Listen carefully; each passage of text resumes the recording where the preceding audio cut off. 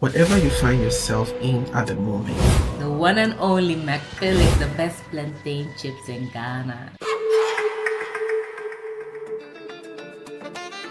It is preparing you for a better reward in the near future. Having a mentor doesn't mean you just have to have someone in person that you can always run to. Divert it from there and focus on the core reason why you follow them. You realize you'll be getting the right information you need from those people. Let's take most of the top brands we have in the world, and then whenever you mention a brand, you know exactly what comes into your head first. Starting Plantain, I knew, yes, that is Plantain I'm doing, but what else can I do?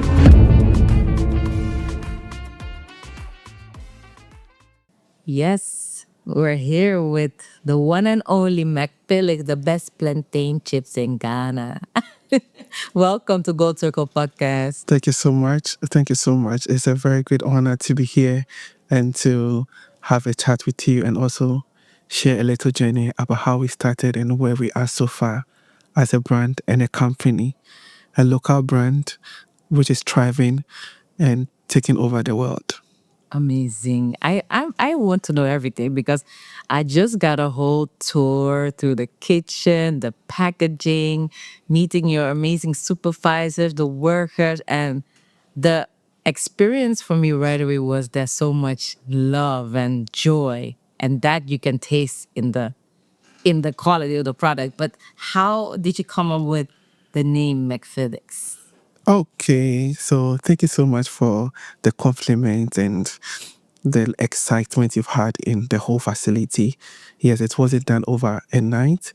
Or whatever we have achieved so far has been a hard work of 12 sleepless nights and restless events, but we've been able to sail through and made this possible.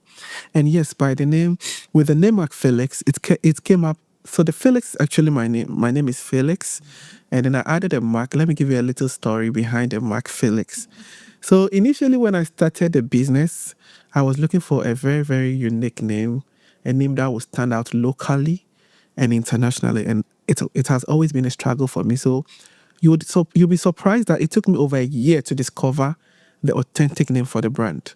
So I went to the Registrar General one time and I went there with a particular name that I wanted to register my brand with. And then they rejected the name because they told me that name has already been claimed. So I needed to get a different name. So instantly, the only thing that came on my mind is McPhilix.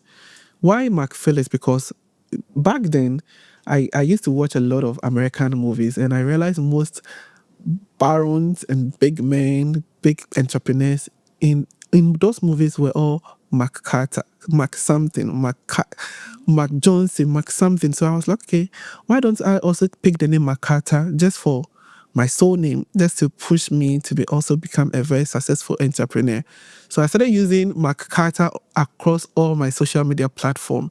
And then I added the Felix. The Felix, the normal spelling of the Felix is Felix, but I twisted it a little to give it a little slur. So I made it a Philix. So I had Felix McCarter on my socials already. So when I went to the Registrar General and then they rejected the first name, I was like, why don't I use my own name to push the brand? So that's how I just took the Mac from the McCarter and added it to the Felix to get the McPhilix brand. Amazing. And I love how you look at like what do people perceive as successful also. It's really marketing and branding. Exactly. But then, so what is your, okay, we will go into the plantain just how it came about, but what is your background? Like, how did you get here? Before the plantain. Okay. So whenever I speak about this story, it always gets me emotional. But one thing I thank God, I'm always grateful to God and nature is that whatever you find yourself in at the moment, it is preparing you for a better reward in the near future. So never be discouraged and never be swayed away. Because I grew up from a broken home. I'm a Ghana descent. So when we talk about Ghana, it's like the tribe in the capital of Ghana. So I am a descendant of the Ghana tribe and Just for the people or also the diaspora that are watching, Ghana, they don't just speak one language. You have Exactly. We are over 180, over 200 languages. 200 languages. So everyone speaks Tree, people speak Ga or Ewe or Exactly. you're from the Ga. I am from the Ga tribe. So I was born and into a broken home where my mom and my dad were living in separate homes, and I was torn between staying with my dad and my mom over and over. So there's a moment in time my dad will come and pick me up. I'll live with my dad for a while, and then my mom will also come and pick me up. So that became like that was also altering my upbringing. So I can't remember when I got to year 12, when I was 12 years old, and I took the decision upon myself that yes, you have a vision and you have a plan for me, but why don't I also start to draw my life plan? So I left both parents and I started looking for homes to be nurtured, and then So you left home very early. I left home. I started living with other families and other individuals. 12 years. I was 12 years. I was actually in year 6 when I started living with people, and it's not just one particular kind of people. I've stayed with a lot of people across the city. So I've lived in between the slums, I've lived in between the middle income society, and I've lived in between the high income and the wealthy society. I was just trying to find a better place to be nurtured. And it has always been an experience.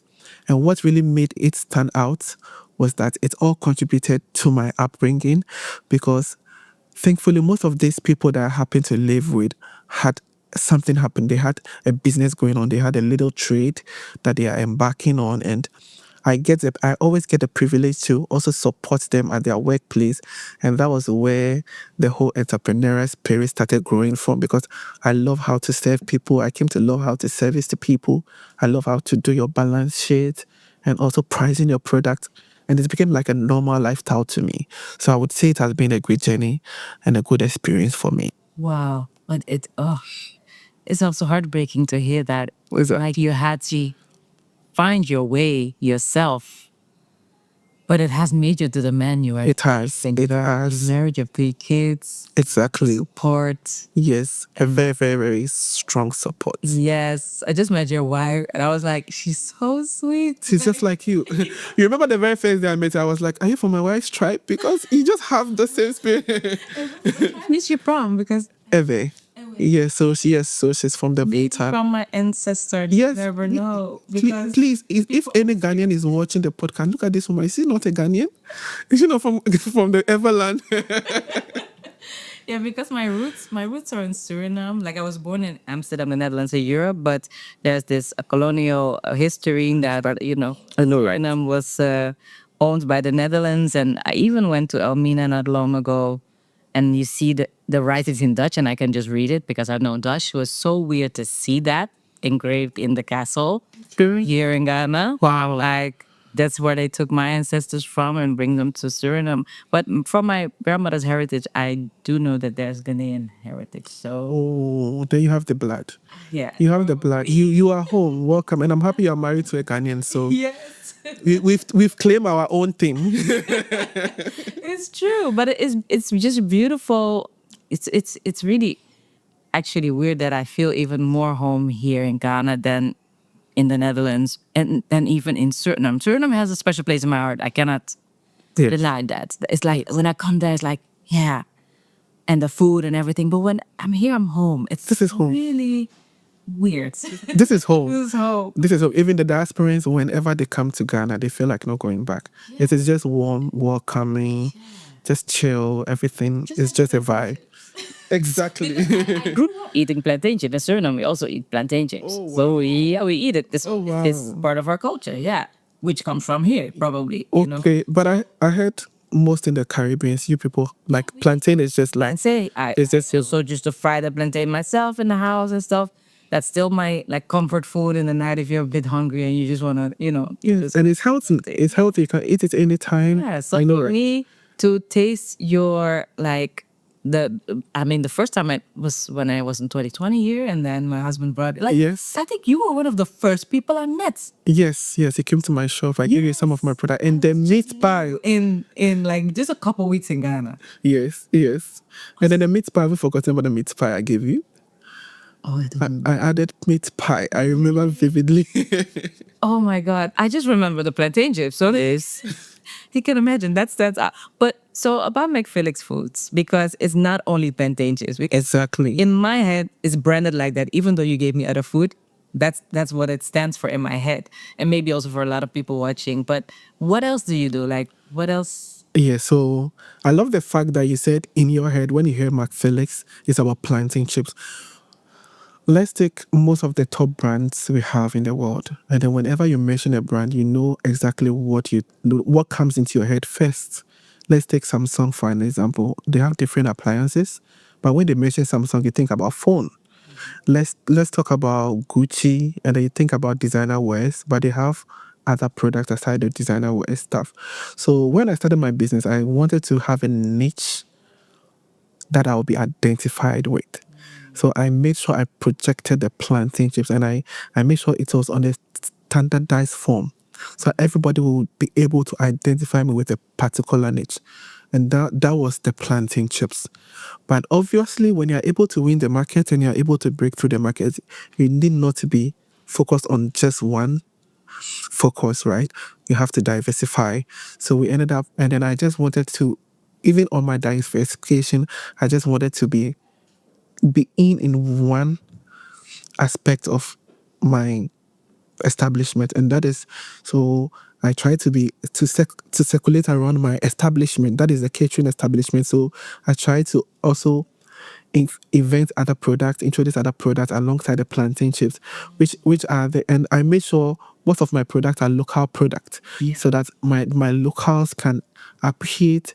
And then also when we get to have some people like you, when they come, you also tend to appreciate what we have in here as Ghanaian, and that makes us unique. So aside the plantain chips, we have the chin chin, that is our chomo. I'll call it the fried biscuit, because it has this biscuity flavoring, but it is fried in cubes. And then we have the party snacks, the flour kind of fried party snacks. We call it flour chips. And then we have the cinnamon coated peanut. Our recipe, our recipe is exceptional. You will not get it anywhere. So I try to make sure that whenever they mention McPhilix, there should be a particular niche, a particular experience that stands out from the others. So even though we have the different types of coated, we make sure our coated tastes different. So ours is a cinnamon coated peanut. We have peanut paste, that is the peanut butter. And then we have other local snacks. There are a lot. If we have bitter nut, which is the kati cake. And then the others, we have a lot of local snacks. And aside the local snacks, we also introduced the bakery. So with the bakery, we have a lot of bakery products outlined, but we try to make it feel so local. So when you come, when you taste our bread doesn't give you the European kind of, it is local. When you taste our meat pie, it is local. The feeling make you feel at home. Yeah. And then also our cakes are the local baked cake. You know, back in the days, I love cake. back in the days, how our great grandmothers used to fry their cake in the oven. You see that clay structures oven. We try to give the people that kind of feeling. So our cake is not the contemporary cake. It's just the traditional cake that every Ghanaian is used to and are familiar with. So that is basically what we do with the bakery. And then we introduced our catering service. And most of the food we prepare there are also local. So you come and get your banku and okra.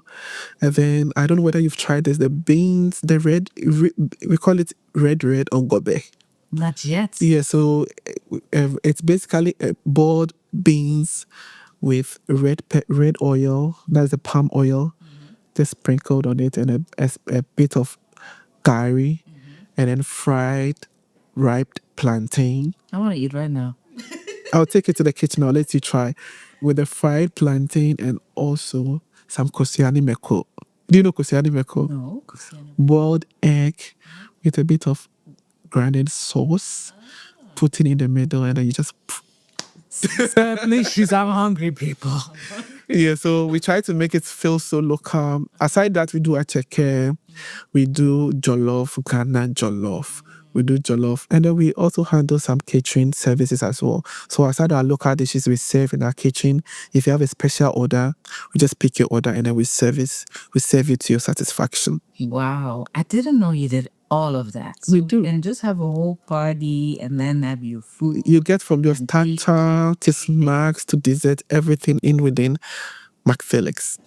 Wow. But what's okay, so the strategic thinking, because I'm a marketeer, like marketing is my thing. I want us to get there.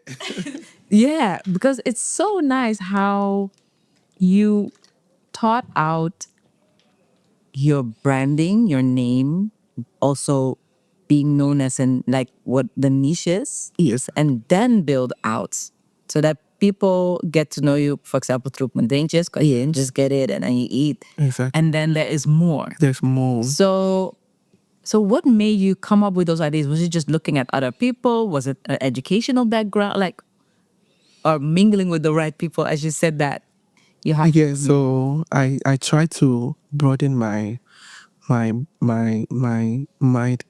and how to. So I try to learn from every angle in life. That is basically I me. do see a marketing book right here. Yes, exactly. Okay, let me just put it here. Yeah. So you are broadening your read. I read, I do my research, I listen to people's story, and I also learn from others.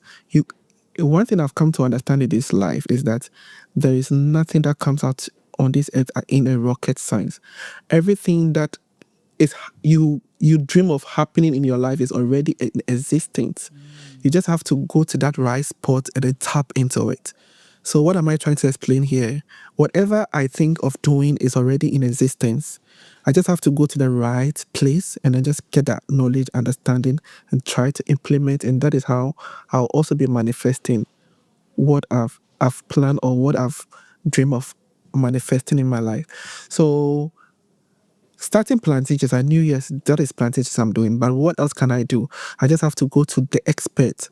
I just have to go to the archives and see what people have done across board and what they have also implemented, initiated, that has also elevated their brand. And I just need to apply those principles.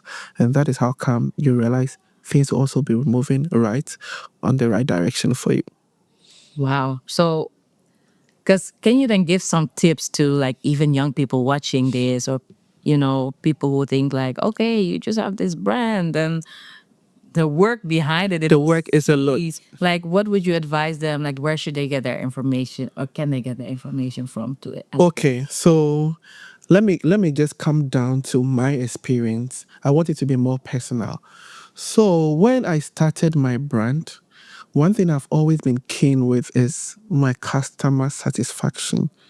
And let me tell you something, there is no genuine advice you get rather than from someone who has been satisfied from your service.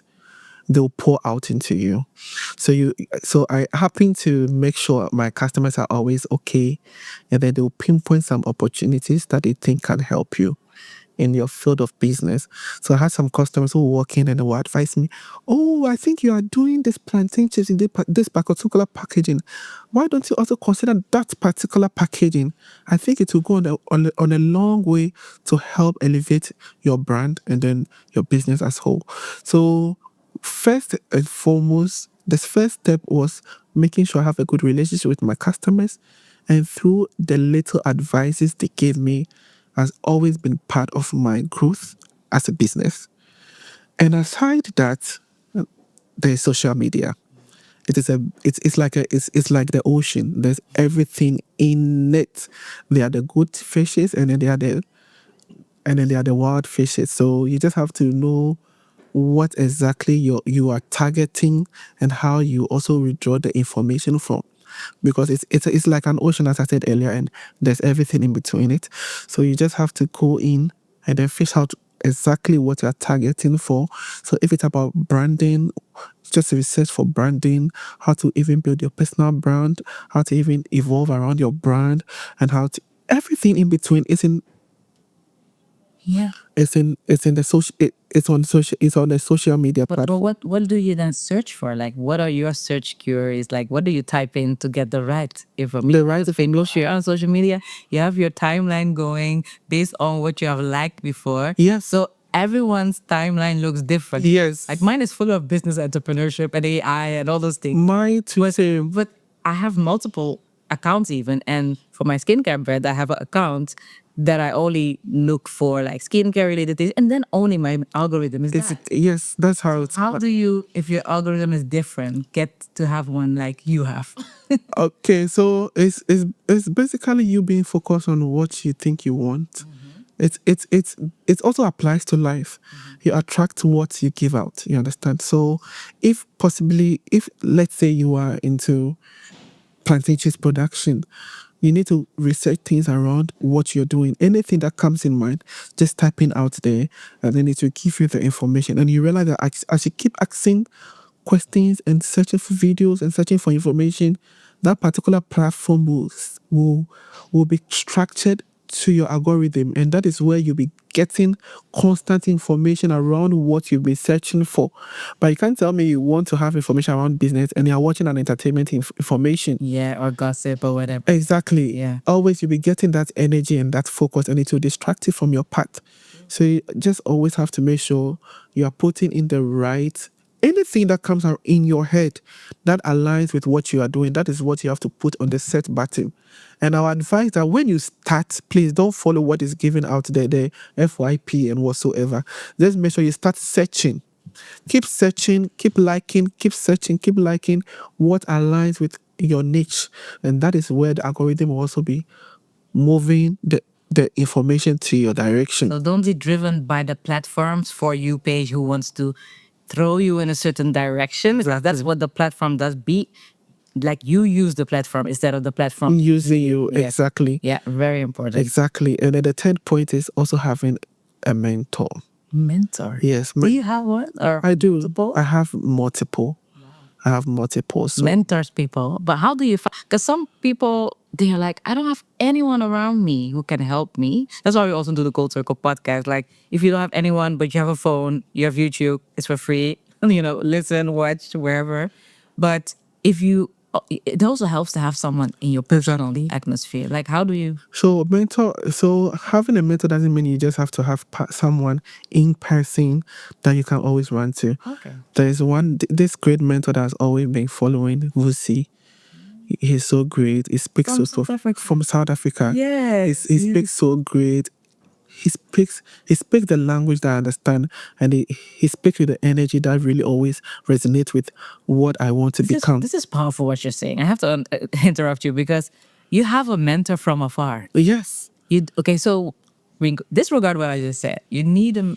Doesn't matter that it's online. Exactly. Be your mentor. The person can be your mentor. Yes. And let me be sincere. It's always even advisable to have a mentor who is a step away from you. Because we are all human beings. And the moment they get so close to you, you might be distracted from the main focus why you are getting close to the person. You'll be focused on their personal lives. You'll be focusing on one or two little weaknesses they have, and you think they don't worth the value they are giving it. But if you are a bit diverted from there and focus on the core reason why you follow them, you realize you'll be getting the right information you need from those people. I've lived with people, so me on the other side, that doesn't really affect me. I can live with people and I don't care about your weaknesses. What I care about is the value that you carry in within that I want to tap into. But there are some people that get discouraged along the way when they tend to see other aspects of the people. While we're all humans, We are all flaws. We do. Not perfect. We do. And we maybe people and also young people or in general people can tend to think, oh, this one is doing this and it's doing well and this one is higher. There is no higher. That we're all doing our own journey. Exactly. And just see what you can learn from the person, some things aspects you won't like of the person. So that you can tap into the skills, the experience. The experience, exactly. That's the most important factor. Wow. Yeah, so you need to have a mentor and just stay focused on your drive and your passion. And you get there. Amazing. I love it because I came in the oven. I was like, hey, so you came from the kitchen where they make the plantain. Oh, it smells so good, by the way. I didn't want to leave this. to the packaging. It was so nice how they explained. What stood out in doing a tour on your facilities, that like the warmth of the people, and how happy they also were, and to talk about their work, like they're happy in their work. How do you find the right people to work with? I wouldn't say finding the right people, but rather empowering the people. Yes, so we are just raw materials that God has given us the grace to exist, and then we we are malleable. We can be folded into whatever nature we want to find ourselves into. So you meet the raw people, and then you train them to fit in the position that you think they are good at, and that is where you realize they are also delivering what exactly you're expecting them to deliver. I'll use myself as an example. I knew from the beginning, from the onset growing up, that I love to cook. And I wasn't denied with the privilege from cooking. I was always given the kitchen to explore my God-given talent, and that is what has brought me down here.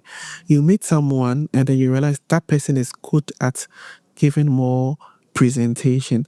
Why do you have to carry the person and put the person in the kitchen? Yeah. He can't do that. He can't survive. So you identify the talents. Exactly. You really look at the person. Yes. What are their skills, their God-given skills? But that's also a skill in itself. Right? Exactly. To see skills of another person. Exactly. It's not actually me, but it's about out of the interview and the communication, the little background skills, and then we'll discover what you have in Britain, and then we try to put you at the right position. So even at the department, you meet someone who has learned science and is working on marketing, because yes, you did science in school, but you are good at communicating, you are good at negotiation. This is me right now. Exactly. In biomedical science. And look at where you are now. Master in Exactly. Management entrepreneurship in health life. So it really about the pharmaceutical industry. And this is communication is my You can imagine. So yeah, so they come, and then we look at your certificate, but we look at where your strength is, and then we just place you right there, and you realize you do they also deliver perfectly. You don't need any qualification. We just need your God-given talent, your skills, and then we'll just develop you, and then you fit in. And the thing what people underestimate is, because I've had this question a lot, like, oh, why don't you do what you studied, right? But the skills, I do marketing now, and also content and stuff. I have to look at analytics. The analytical skills I learned because I had to even do work with statistical programs. So I don't mind looking at analytics and then tweaking the content or whatever is needed based on what the viewers then want. So all those skills that you learn in school and that your employees also then have, they still take it along in their work, but in a position that also fits their soul. Exactly. And that is people. I hope that even young people who are studying, whatever you're studying right now, doesn't mean that you have to do that. But the skills are still valuable. It's not for nothing. It's not for nothing. You take it all in what you're going to do. Because now for me, analytics is easy. Like all the customers that we do marketing for, they're like, oh, we don't do analytics. And I'm like, I've done the worst analytics to do a scientific article and do those data. Nothing compared to that. So you do this with ease. You use what people actually need. Okay. And that is beautiful to see that you see that, because I think not every entrepreneur. Okay. Me as a CEO, I have that kind of experience as well. Yeah. So I studied arts. I did visual arts. Yes. I did visual arts, but look at where I am today. But you need the creativity. You need to think creative to be an entrepreneur. So that's what people underestimate. Exactly. So if you do art, doesn't mean you should end up in the art field. But you use that idea, that knowledge. And you're in the food business. Yes, and food is also art. It's art. It's art. Yeah, so exactly. So it's just knowing how to work around your skills and how to perfect it at where you find yourself. Exactly. And I love that. But you know what is beautiful about also what you're telling me is you're so, like, you have to be unapologetic. You have to, because I think also in Ghana, the society is pretty much like, okay, you've done this, so you go do that. But I think everywhere in the world is kind of like that. So how did you, like, what hurdles did you face, like with people maybe around you even telling you, why are you going into food business? You did visual art. What are you doing there? Okay. So right after senior high school, you know, so background story, my family back then had no graduate in the family. Yes, a university graduate, and they were looking up to me. Even if among my siblings, my mom has 6 kids, and I was the fifth child. So they were expecting me, and so I would say from the first to the fourth child, all completed senior high, and then they just ended it there. So as I also completed the senior high, my family was expecting me to just continue my tertiary level and also come out with a good graduate and then end up working as a white collar job and stuff. So right after senior high school, and then I told my family that this is where I dream of getting to. So this is my focus and this is my drive. And my whole family was against me. Wow. Yes, so But you weren't I just trying to understand because you weren't really living with them, or you were at that time? right after senior high school, I had to go back home because I'm grown and I realized I could take care of myself. Okay. So after senior high school, I went back to family home. Even though they don't take care of me, I was with them. And then Africa, even if you're not with a family, whatever decision you take, a family is somewhere who is also interfering in your personal. Yes, that is Always a connection. Yes. Yeah. Yeah, because in the West, when that's why I'm trying to Yes. have people understand, in the West, when you're on your own, you went out, Yeah. no one is even dealing with No, you. no, no, no. Like, No, in Africa. like some pet families they are, but Yeah. you're really alone. Yeah, in Africa the culture is different. Yeah. You grow, you marry, you have kids, and there's a family member somewhere who has the entitlement for yours. Yeah, yeah. Wow. Yes. It's a And real structure. yeah, it's a yeah, Community. it is. It is. Even till death, you will find family members who have entitlement on your death grave. That is Africa. So it's you can't do without family. That is how Africa is structured. So wherever you find yourself, you have someone interfering in your personal matters, and you can't fight them because they claim they care, and you have to give them that due respect. So right after senior high school, and then I told my family, see, this is what I've planned of doing, and and my direction is to sell plantain chips by the roadside. And back then, every plantain chip seller we know is just the regular people that has fried plantain and has tied them in bags, and they are carrying it on the roadside and selling in the traffic. So they were just visioning me in such state, and they were like, no, this is not what we envisioned for you, so we will not support. And then I just told them, you've never been support, so I just wanted you to know, but I don't need your approval. Unapologetic. Unapologetic. Yes. So I left them, but the only people I was concerned was my mom and my dad. So I had to sit them down and explain to them. I didn't need to even explain to them because they trusted me already. Because I left home at age 12, and then I came back and I was better. So they know even if I go, I'll make it. But other families that claimed they cared had their point of view, and it's supposed to be respected. So since I had the blessings from my mom and my daddy, I just went out and I started my business. And So it started by the roadside? I started by the roadside, and then it is not only family, but even friends and relatives. They see you and you look miserable and you look like you're suffering, and they You weren't, right? Or Oh, starting everything beginning has always been challenging. yeah. Yeah, so I would say yes, I looked very miserable, but I knew what I was up to. So you knew your vision. I knew where my direction was taking me to. So I never focused on them. And today they are here celebrating my wins. So you can just imagine. You would make it. I knew it by the roadside. He would make it. Exactly. They didn't know. They didn't. They didn't. They doubted. You just you follow your guidance. Exactly. But what kept you going, even in those miserable moments? My passion, my resilience, and I'll say with my life experiences. Yes, so I would say when I even started my business, I had a lot of challenges. I went bankrupt here and there. I even sustained some burns. I had a fire explosion. Yes, my first 3 months in business, I had fire explosion. My gas exploded and stuff. But the big No one question, got hurt. oh, I was the because I was the only Only person. one. Yes, Okay. so I'm the same person frying, packaging, and then I had a family who was helping me with sales. But I go to the market, I come and sit. I love to work in the kitchen, so I was more focused on the kitchen, making sure kitchen is being run effectively. So I was the only one at the kitchen back then, and then I had the explosion. I sustained some burns, so I needed to go on a break for some time. Yes, Wow, that's next level. Are you okay now? I am. Oh, I've healed totally. I have healed totally. So during that moment, and I, I just kept pushing. Sorry, let's I'm go. just it's just resilience. I just Yes. like where does so the passion you say?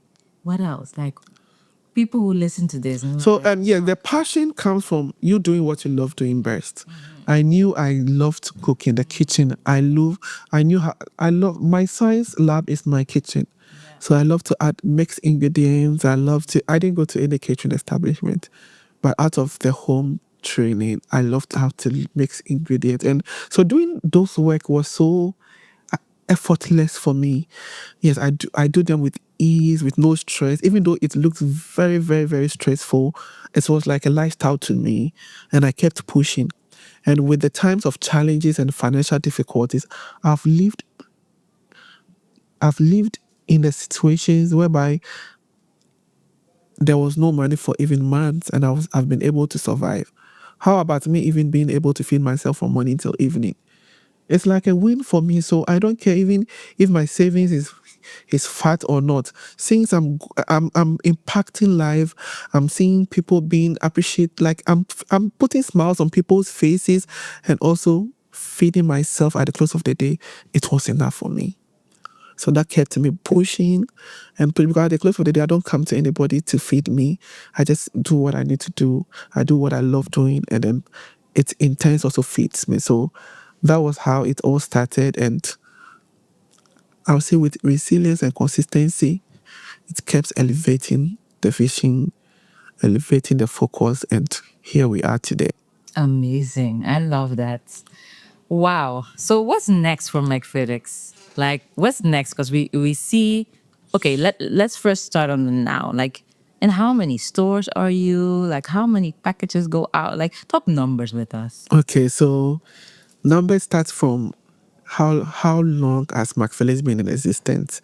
We are actually in our 11th year now.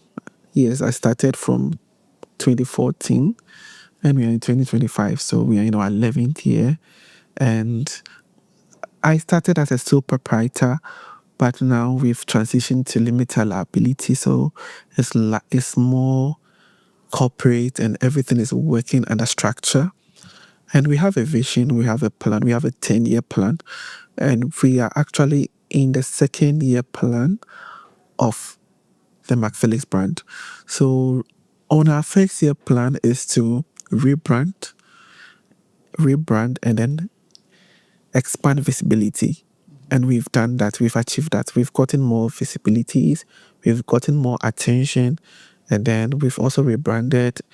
Um, those that know McPhillips knows McPhillips to be tied in a regular chips bag that has been tied with a ribbon.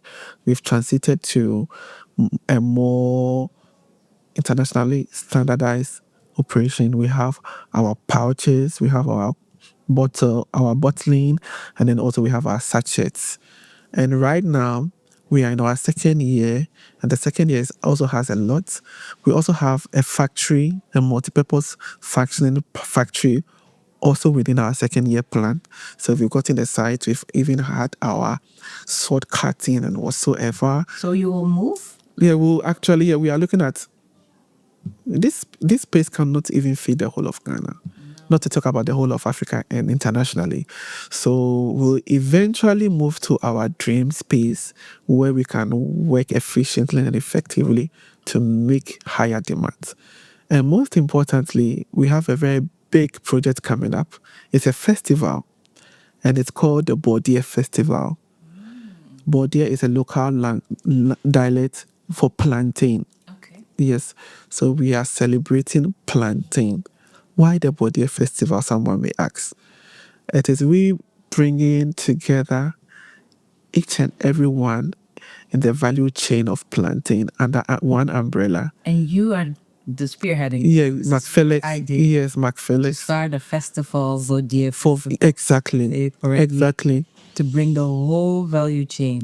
under one umbrella, to talk about experiences, to talk about our challenges, to talk about opportunities that are in plantain, because a lot of people don't know what plantain can be used for. So let's talk about it. So we are bringing together the farmers, the middle women, the drivers, the processors that is us, and also the wholesalers, the retailers, the consumers, so the plantain lovers. Is not only plantain chips, but anyone that loves a product made out of plantain. If it's body and PC, that is the we do plantain delicacy. It's more of eating the boiled plantain with sauce. And then we also have we do a lot with plantain in Ghana. So we want to bring everybody under one umbrella. Let's talk about the challenge we are facing as an industry, because we have a lot of challenges that we are facing as an industry. Let's talk about it. Let's bring together the stakeholders. Let them come and listen to our plight, and let's see what we can do collectively. So that is the whole idea. That's the whole drive. So it's not only focused on McPhilix, but it's focused on anybody that is in the industry of planting. Exactly. Exactly. And the whole focus is for the world and not Ghana. So we are focusing on what the world need and how we can collectively prepare to meet the world. Because right now, Preparing for world world dominance. right now. exactly. And McPhillips cannot do it alone. We have to collectively come together and push the drive. Oh my god, this makes me so happy. Like, no, like your mind, like like how you think, how you strategically think, because this is strategy, Exactly. strategic thinking. How do I collectively combine and also create a more like that has more structure, but also Exactly. trust, Exactly. because trust is everything. Is it? So that you can come forward to the world. Because even I know that even in the Netherlands, like I've always eaten plantain because I'm from Surinamese pepper, but I know that not everyone knows. Like maybe the native Dutch people don't know what what plantain Yeah. is. The white people, they don't know. Not everyone knows. Like let me say it like that. A lot of them do, of course, but and from all types of culture. I know, of course, in Asia, there's also a lot of plantain consumed. Yes. It would be amazing if we see McPhillips, I don't know, in Dubai, in Everywhere. supermarket, Everywhere. you know? And it's a staple food. Yes, it's a staple food. It's very healthy. Healthy. It's It's very easy to, like, you don't need like fridge space or no, food. No. You can, shelf space is like all you need. So it's not exactly like hard in that. not at But all. what would you need to make this, apart from the Boudier Festival, to make this international expansion happen? Because maybe someone's watching, you don't know. We don't know are listening if they listen on a platform. Most importantly, partnership. Partnership. Exactly. So I'm looking at I've had a couple of applications, but we are looking for the right partners that can help us not to only expand in Ghana here, but also expand internationally. So we are looking for the right investors to come and then just come and champion the cause. We are ready, and we are open for every discussion. Ready. Yes. Wow. So, okay. Huh. I just want you to share maybe a lesson that you've learned about working in the food branch in Ghana, and maybe people who want to step into the food branch, whether they're diaspora entrepreneurs, whether they're the youth or people who are just watching this and being like, I want to transition from my current job and I want to just do what I love. What would you advise them? Yeah, so when we talk about food business, it's a very, very, very jealous and a selfish partner. Yes, if you are anyone in the food industry will tell you, you can't just establish a catering establishment and leave it to grow by itself. It needs more attention than you can imagine, because most of the forces you need to move to run the daily activity of the industry or the company is human resources. And you can just imagine how difficult to handle human beings most of the times tends to be. So it needs more attention, it needs more nurturing, and it needs more focus to evolve and then grow. So if you want to venture into food business, the first idea or the first mindset is you paying critical attention and being dedicated to your business. If you don't have that focus, that dedication and time, you will lose it. It's really important. Yes. You need to be there. You need to be there for a certain number of years or time. You need to be in there. You can't just set the structure and leave the structure with people. I know with other ventures, you can set a structure and you can leave it with people. But with food business, it is your fingertips that you are serving to people. Yeah. How are you serving it? How is it even being translated or Yeah. Yes. So you have to be there and make sure whatever you want to give to the consumers are being given out right. And also you need to be a very effective leader. Leadership is key. Yeah. Leadership is key. It has always been my challenge, but What was challenging for you vividly? you being able to put your employees in the space where they will work effectively and efficiently. It is not a one-day job. Yes, but you have to be able to stand it, to make sure they understand the vision, they understand the mission, and they understand the focus. So being an effective leader, you need to work yourself, not working them. You need to work on yourself very well, or else you might lose it. Your personal development. Your personal exactly. Mental health. Exactly. What do you do to keep yourself strong? So You look at the food. yeah, so I read a lot, I listen a lot, and most of the time I go for personal coaching a lot. I need to express what I have, what I'm feeling with someone who understands and cares. Apart from your wife, Exactly. You need to have also one-on-one talk. Exactly. Someone just on the business, the emotion that goes. Exactly. So that it doesn't interfere too much. Exactly. Yeah. Exactly. So that's one being set aside, and you being resilient. Resilience. Oh, okay. And a power move. What is a bold decision you made that made you be who you are today?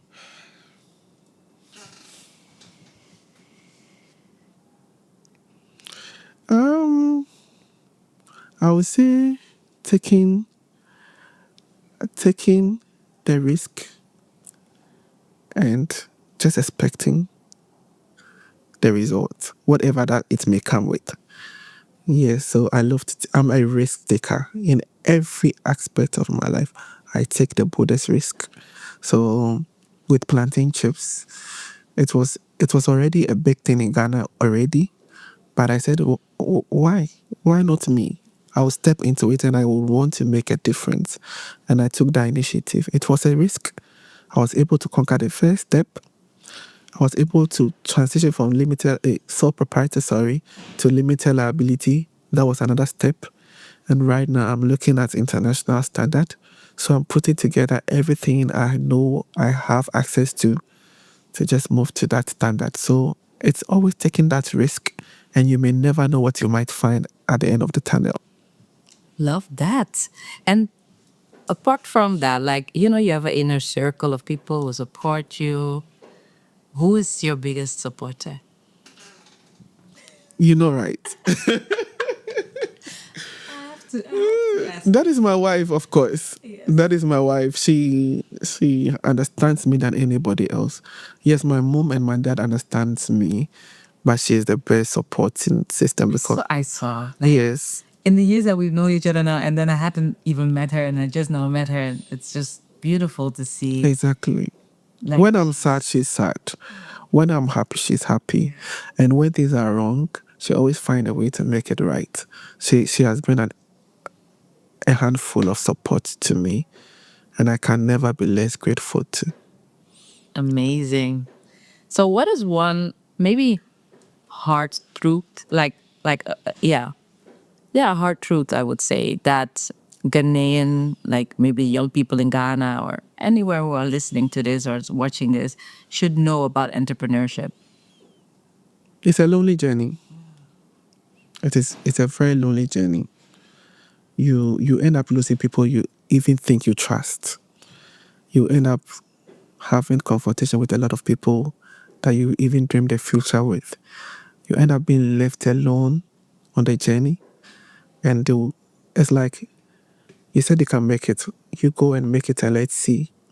So you end up being left alone in the wilderness for you to find your path to where you think you are going. So it's quite a very lonely journey. You lose the loved ones who applauded you for the right initiative. You might even lose partners. You also lose trust. And you might even lose yourself if you don't take care. It's quite a very lonely journey. Wow. But if you have the focus right, as I said earlier, and then the direction right, you look back and you'll be grateful for how far you've gotten on your journey. Beautiful.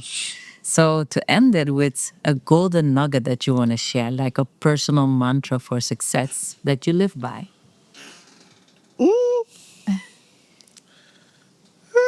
A personal, Mantra, like what is that the thing that drive. defines you? Yeah.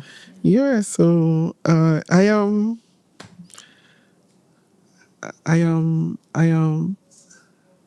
I'll say I'm always daring to do more. I don't settle for less. And I always believe that there's always room for improvement. So even if I'm good today, I know I can be better tomorrow and be the best some days to come. So I don't rest. I keep moving, I keep elevating myself, and I keep growing personally as an individual. So it's a restless journey. We keep going. We may never know when we may end the journey. So we keep pushing, and that is life. Beautiful. Anything else you still want to share? Sharing. Okay, so my focus is more on the youth. Yeah, so I'll speak to my brothers and sisters wherever they find themselves. You know, success doesn't come as a rocket science. It takes more than what you can imagine or expect. But the beautiful thing about it is that there is always joy in achieving what you've dreamed or aim of getting in life. So never give up. Keep pushing that dream. Keep making that dream a reality, and keep your focus on high. And you look back one day and be proud of yourself. Keep pushing. Thank you for that. Thank you for being on the Gold Sopa podcast. Thank you for pouring your heart out. I felt it's beautiful. The pleasure is all mine. And I'm gonna eat something. There is a lot of plantain. If you need plantain, just call me. You get a lot of plantain chips. I have been eating a lot already since I'm here. So I was telling my wife this morning that the first time we met, you were like, just the recent time that you came to Ghana.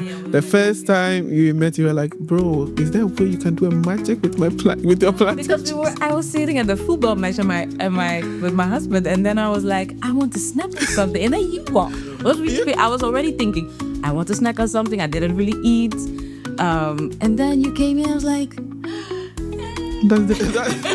Plantain angel. That's the angel. And then I said, can you please get some for me? And then you came with this big Exactly. and then me and my daughter were eating and enjoying. Then now we could enjoy the football match and then just eat the plantain. Exactly. It was so sweet also, like someone. You went to get it for like...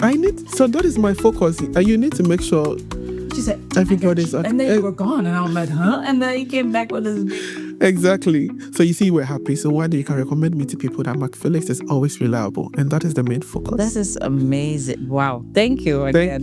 Thank you so much. Let's eat plantain proper.